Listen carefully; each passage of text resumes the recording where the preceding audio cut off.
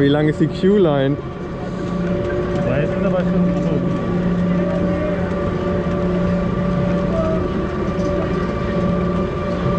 Guck mal, wie viele Leute da immer noch reinkommen. Ja,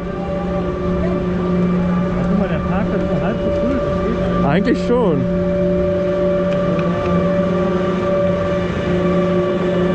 Kannst du dich abnehmen, in die Hand nehmen? Ja, ein bisschen halten. Wow.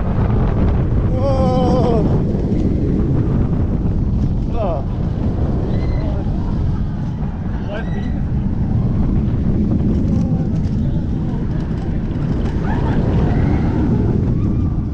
Wow.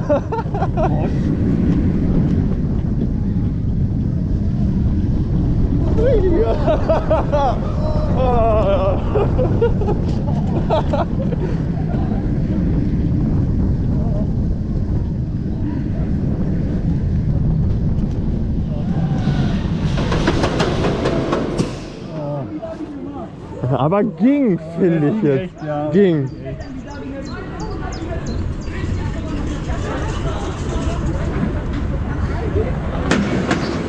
Dispatch. Ich hab die Holzachterbahn noch gar nicht fahren. Nee, ich auch nicht. Aber vielleicht macht die ja eine Stunde später auf oder so, wie bei Bandit.